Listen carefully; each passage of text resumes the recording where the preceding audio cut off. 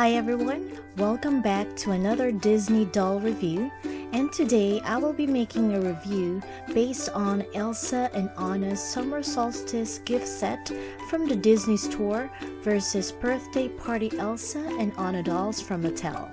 This review will greatly help if you are undecided if you just want to purchase the ones from Disney or the ones from Mattel, or if you want both of them.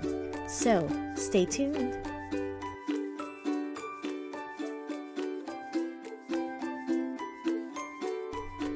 You are currently watching a comparison review between Disney Store versus Mattel Frozen Fever dolls. The dolls are based from the animated short sequel to the movie Frozen. This short sequel premiered in front of Disney's live-action film Cinderella. So, without further ado, let's start with packaging.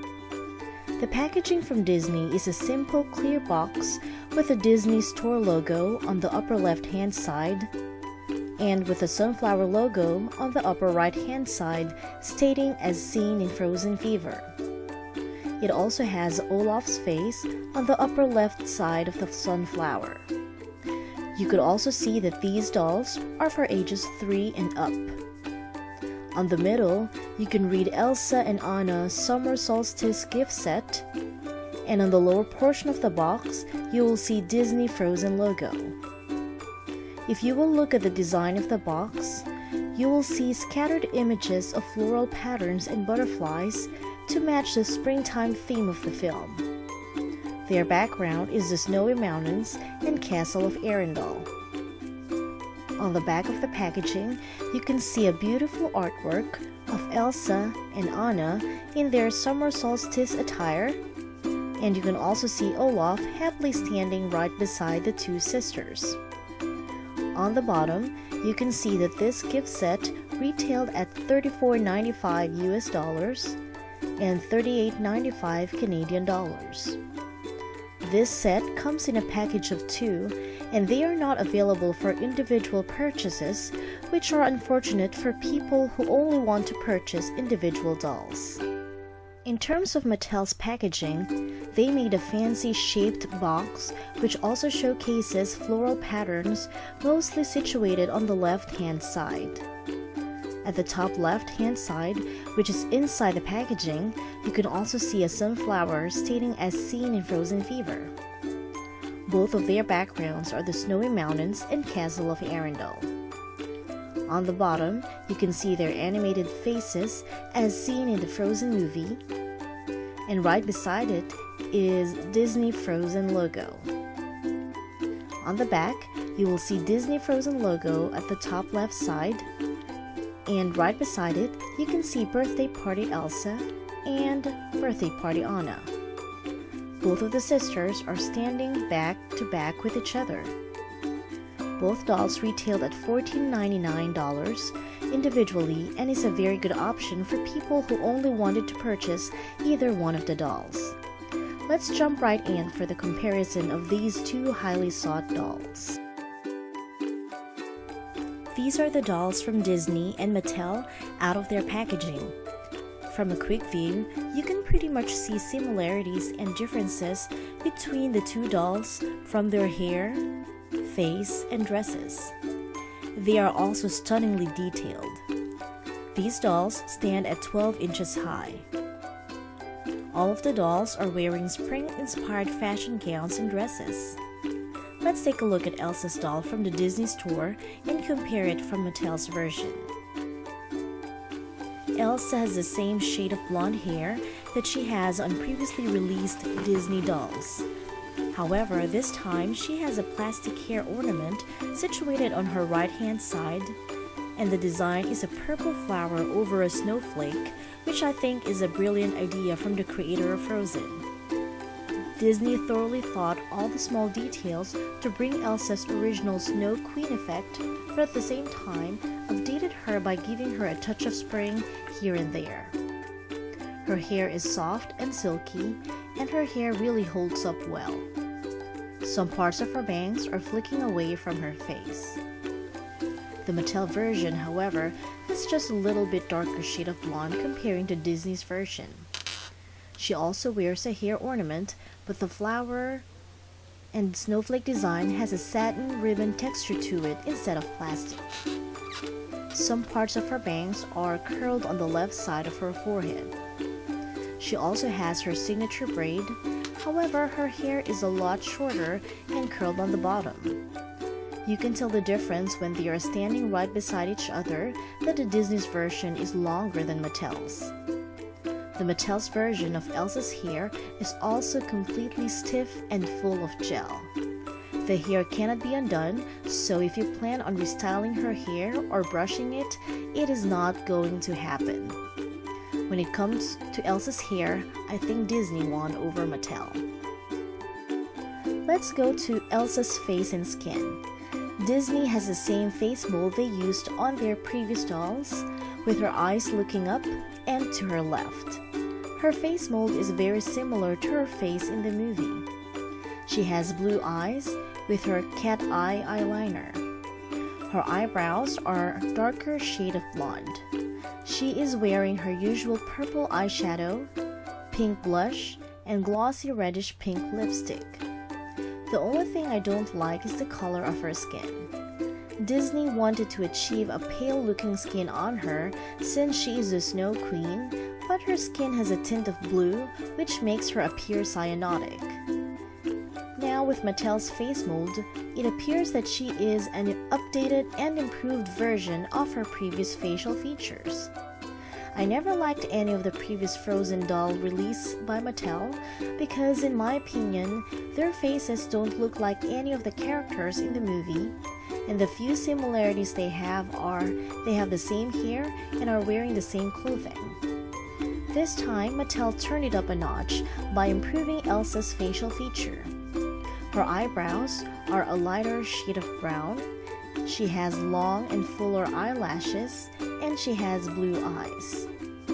Her face is thinner on the jawline, and she has her playful smirk on her face. She is also wearing a purple eyeshadow, pink blush, and glossy berry lipstick.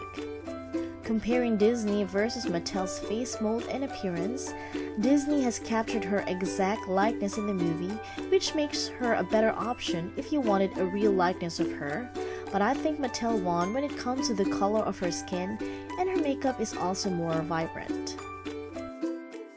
When it comes to their gowns, both Elsas are wearing a dramatic floral gown. The difference boils down to the fabric used to make each gowns.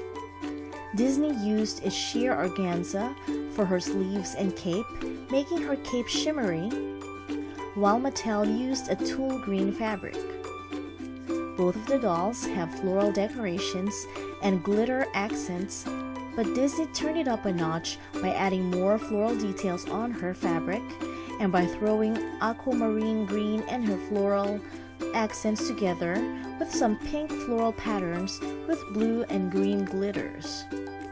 Mattel just settled down with pink flowers lined with gold glitters on the edges of the petals. So when it comes to details of their cape, I like the ones from Disney. Both of the fabrics of their dresses are made from satin with different printed floral details. Both outfits have Velcro enclosure on the back, and their dresses are fully removable. Both of the dolls also have a slit above their knees. Also, both of them are wearing high-heeled shoes, but the Elsa doll from Disney has icy-looking blue shoes, while Mattel's version wears a green shoe similar to the shade of her dress. Just a reminder that both versions of the shoes can easily slip off, so you better keep those clear rubber bands if you want to keep her shoes in place. Now let's compare Disney's version of Anna versus Mattel's version. When it comes to their hair, I think to me this is a no-brainer that Disney's version of Anna's hair is much better looking than Mattel's version. The way the bun was made for Anna from Mattel looks silly and is very poofy. Just like their version of Elsa, her hair is also very stiff. You can try to undo it to give her a better looking bun, but I highly doubt it will happen. They also gave her full bangs, as opposed to Disney's version of side-swept bangs, which is more movie accurate. Since Elsa's spell had been gone on the latter part of the Frozen movie, Anna no longer has white streaks on her hair, and both dolls have captured it perfectly. When you turn them around, both dolls have the sunflower pin, but I like the Disney's version since it is made of plastic as opposed to the cloth version of Mattel. Both of them also has ribbons flowing downwards from Anna's bun. Disney's version of Anna would have been perfect if they had included the braided section on the area of her bangs like what Mattel had done on their end. Anna is wearing a blue sunflower printed gown with a dark blue sparkly bodice and a green floral vest. Disney's version has a plastic brooch, while Mattel printed it as part of her dress. Both of their bodice has golden lining, with Disney's version being a darker gold as opposed to the lighter shade chosen by Mattel. The bodice on the Disney's version is a darker shade of blue with glitters all over it, while Mattel has a lighter shade of blue. I like the version of Mattel on her bodice since you can clearly see the pretty details of butterfly and floral patterns, while it is harder to see on Disney's version. Both of them wears a vest which are removable. However, I like the part that Disney put blue glitters on the lining of the vest to help pop out the colors, while Mattel settled with just printing it. You can also see the tulips design on both of their vests. Now for their skirt, Disney and Mattel used this exact fabric and sunflower details, but the difference lies in their pockets. Disney made a real pocket for Anna, while Mattel just drew a line on the side of her skirt. She also has a mesh underskirt. Both versions colored the legs on her skin light green to match the tights she wears in the film. This may not go well for others who prefer to change Anna's clothing since it might not match with a different colored dress. Disney's Anna has black flats, which are held with rubber bands, though you can remove the bands since her shoes will stay on. Mattel decided to give Anna a high-heeled shoe, which is very pretty, but it is not movie accurate since Anna wears black flats in the short film. One big difference is Mattel failed to include the bracelet she wore in the movie. Anna, in Disney's version, wears a sunflower and snowflake bracelet that Elsa gave to her as a birthday gift. Articulation-wise, the Disney version is more versatile, while Mattel's version has less movable joints.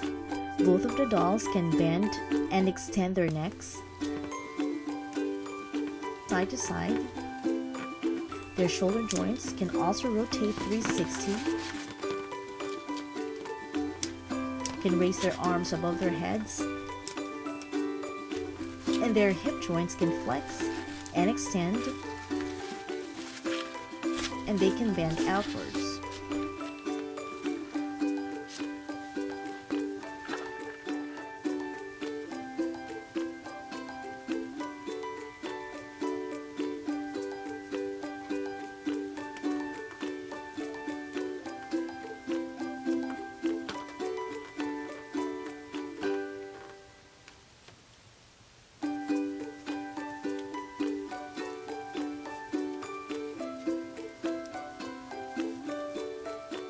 However, their similarity ends there.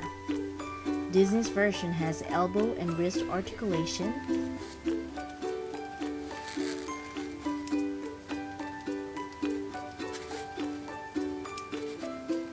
and also knees and ankle articulation as opposed to the stiff joints in Mattel.